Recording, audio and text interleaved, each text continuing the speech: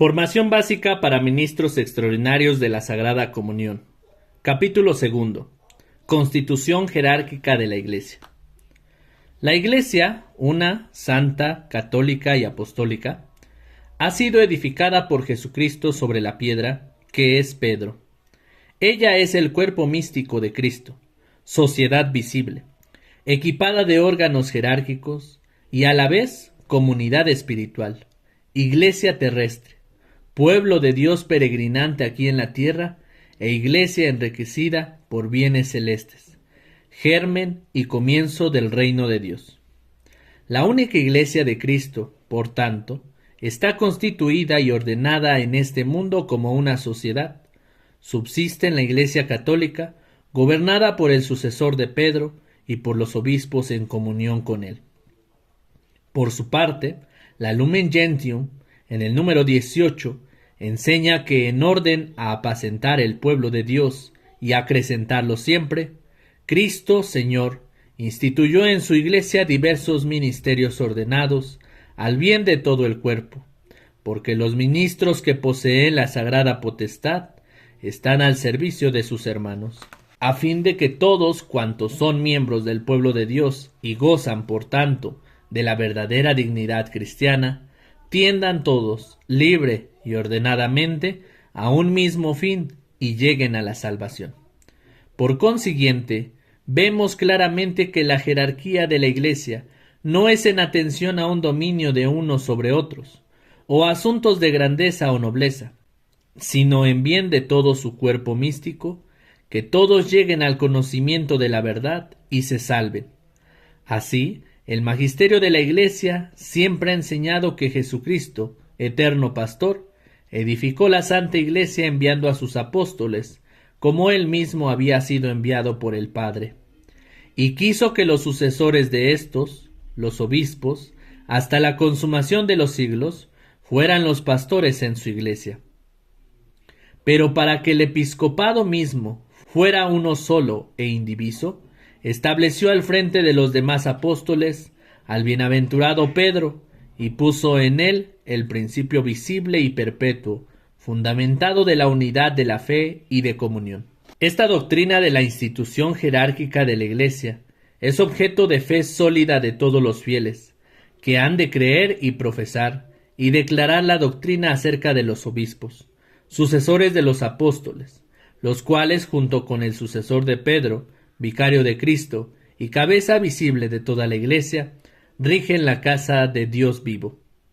Por ello, los apóstoles tienen como Jesús una función de profetas, sacerdotes y guías del pueblo de Dios. Proclaman la buena noticia. Es la misión primordial, según San Pablo. Buscarán colaboradores para la acción caritativa, reservándose la tarea de la palabra. Santifican a los nuevos fieles mediante el sacramento del bautismo, la celebración de la Eucaristía, el perdón de los pecados, la imposición de manos como transmisión de un don del Espíritu Santo. Dirigen la comunidad cristiana, no a la manera despótica, sino como quien sirve. Así dirigen la comunidad de Jerusalén desde el día de Pentecostés, aunque no dejan de escuchar las intervenciones de los ancianos y de toda la asamblea, incluso en asuntos tan graves como los que se plantean en el Concilio de Jerusalén, en relación con el valor de las prácticas judías, en casos de conflicto, como los problemas surgidos en Corinto ante la diversidad de carismas, hacen valer su autoridad. Ha sido también mérito del Vaticano II resucitar la doctrina del sacerdocio común, que tanta importancia ecuménica tiene, por tratarse de un tema muy querido por los hermanos separados. El pueblo de la Nueva Alianza es todo él un pueblo de sacerdotes. En todos los cristianos se encuentra, en efecto, la capacidad para ofrecer a Dios un culto que le agrade, la propia vida. De hecho, Cristo no ofició en una catedral. Su sacrificio tuvo lugar al aire libre y consistió en dar la vida. Además, en la asamblea eucarística, todos han de considerarse sacerdotes, en plena comunión con el sacerdote único. En el sacerdote ministerial, todos ofrecen la Eucaristía. De ahí la diferencia arquitectónica existente entre el templo judío, en cuyo santuario solo podían entrar los sacerdotes, y los templos cristianos amplios, donde penetra toda la comunidad. Eso no significa, evidentemente, que en la celebración de la Eucaristía todos puedan hacer las mismas cosas. Cada uno tiene un servicio o ministerio particular. En efecto, en las celebraciones litúrgicas, cada cual, ministro o simple fiel, al desempeñar su oficio, hará todo y sólo aquello que le corresponde. El concilio precisó que la diferencia entre el sacerdocio común y el sacerdocio ministerial o presbiterado no es de grado, sino de esencia. No podía ser de otra forma. Si fuera una diferencia de grado, los clérigos serían cristianos mejores y más completos. Naturalmente, quienes reciben el sacramento del orden no dejan de estar revestidos del sacerdocio primordial. Por eso debe decirse sacerdocio común y no sacerdocio de los laicos. La corresponsabilidad. Recién terminado el concilio, el cardenal Suenens escribía en un libro titulado La corresponsabilidad en la Iglesia de hoy, que pronto se hizo famoso. Si se me preguntara cuál es el germen de vida más rico en consecuencias pastorales que se debe al concilio, respondería sin dudarlo, el haber vuelto a descubrir al pueblo de Dios como una totalidad, y en consecuencia, la corresponsabilidad que de aquí se deriva para cada uno de sus miembros. En consecuencia, la misión específica del laico es edificar el reino de Dios, gestionando los asuntos temporales. Como escribió la Vice, ser laico es creer que la vida vale la pena vivirse, amar esta vida, rehusar la definición de la tierra como valle de lágrimas, no admitir que las lágrimas sean necesarias y bienhechoras, es librar la batalla contra el mal en nombre de la justicia. En cambio, la misión específica del presbítero es presidir la comunidad cristiana. Sería incorrecto deducir de lo anterior una especie de reparto de tareas, que se enunciará más o menos así: el mundo para los laicos y la Iglesia para los clérigos.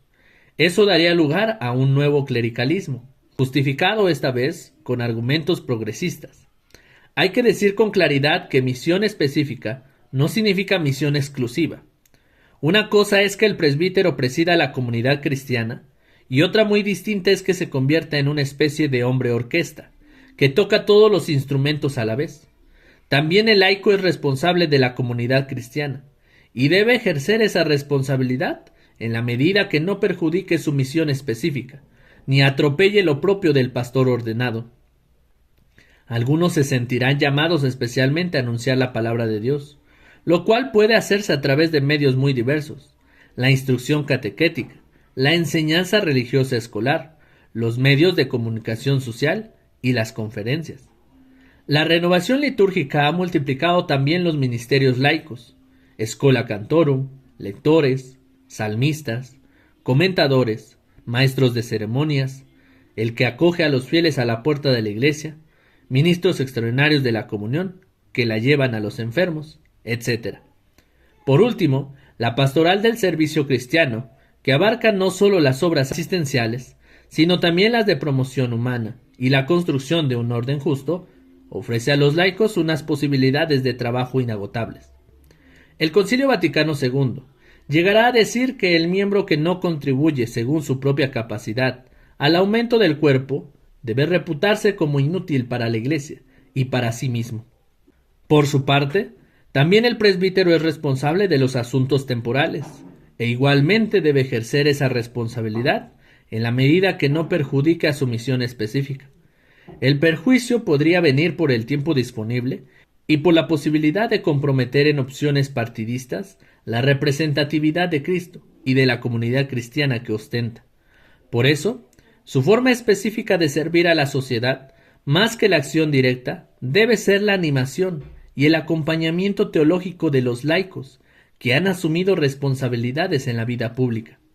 Así pues, no cabe decir el mundo para los laicos y la Iglesia para los clérigos.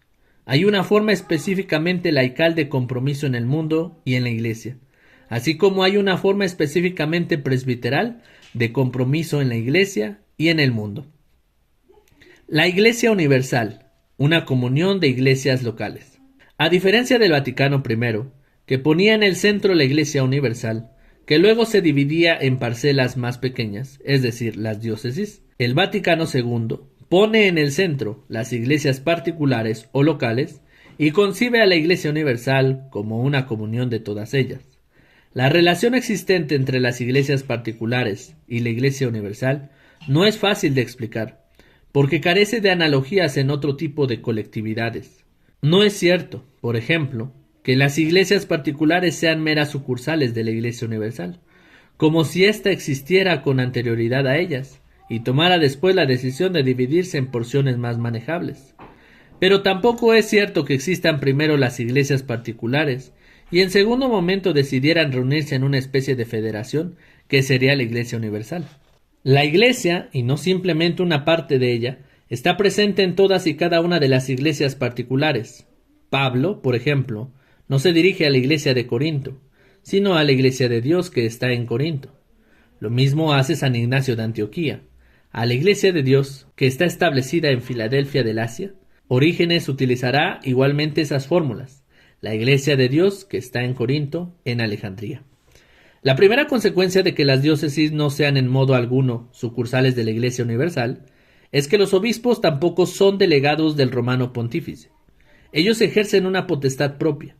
Otra consecuencia de que la Iglesia Universal está presente en cada iglesia particular es que la misión de los obispos, a partir del momento en que se les encomienda una iglesia particular, incluye también, como una dimensión connatural, la solicitud por la Iglesia Universal. San Agustín, por ejemplo, a pesar de que las doctrinas de Pelagio apenas turbaban su pequeña diócesis africana, en cuanto supo de la influencia que ejercían en Oriente, emprendió la lucha intelectual contra la nueva herejía.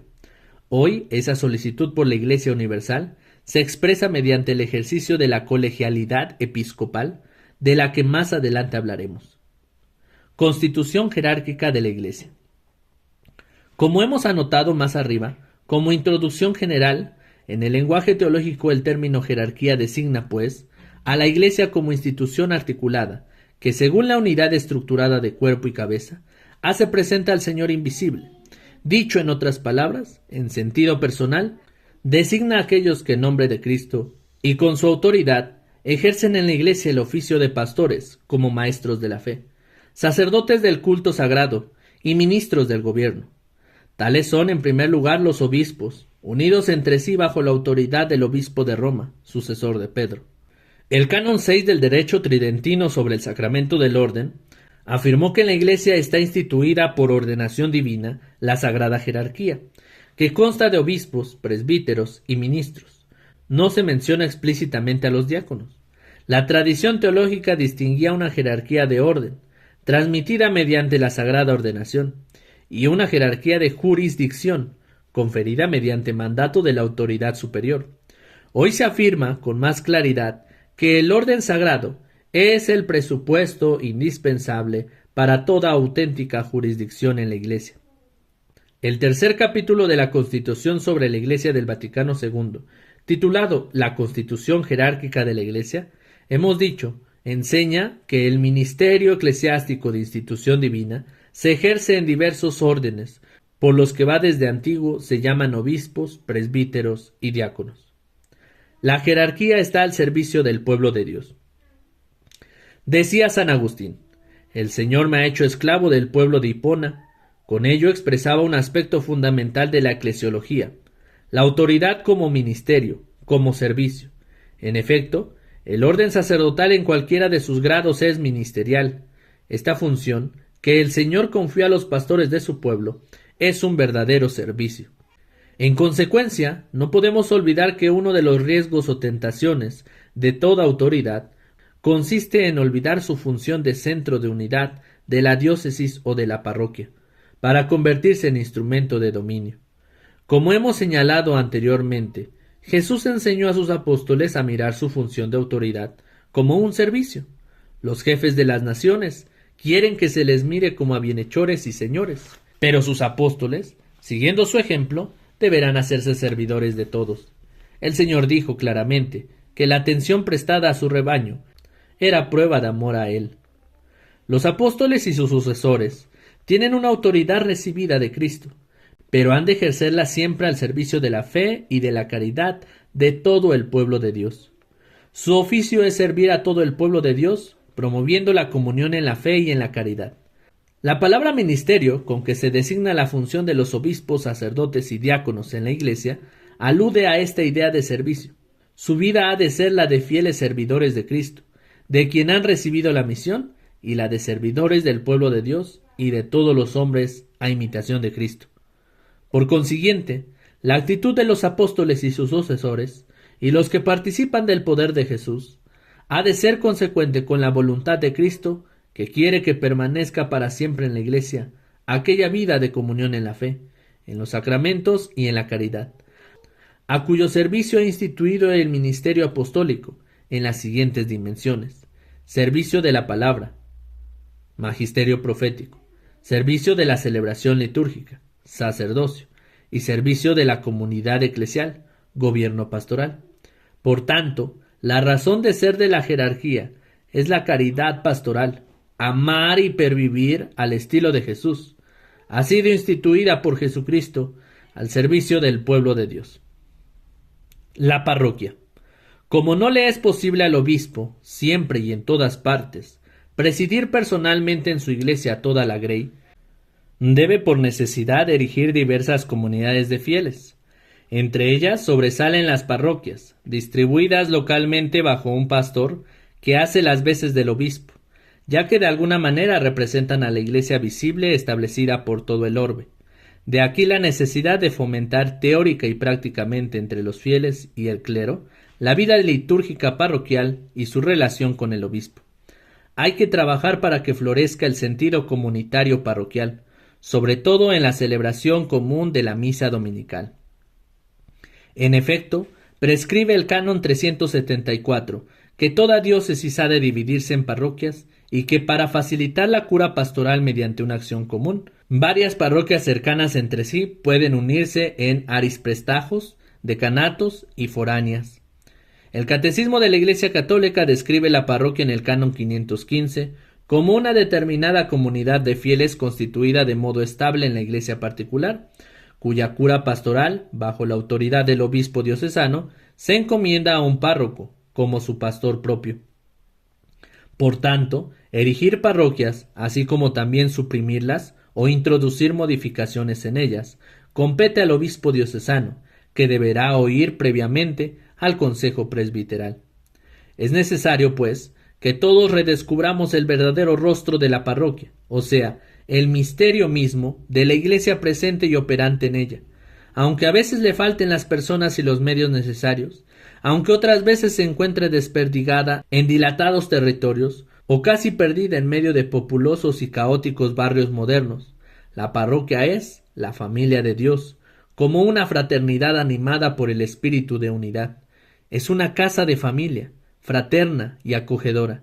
Es la comunidad de los fieles. San Juan Pablo II, en Parroquia Urbana, Comunidad de Personas, dice que es necesario reafirmar la importancia y la validez de la parroquia, porque es una institución que hay que conservar como expresión normal y primaria de la cura de almas. Hay necesidad de que la parroquia redescubra su función específica de comunidad de fe y de caridad. Eso quiere decir hacer de la evangelización el perno de toda la acción pastoral, como exigencia prioritaria, preeminente, privilegiada. La parroquia es la primera comunidad eclesial, después de la familia, es la primera escuela de la fe, de la oración, de las costumbres cristianas.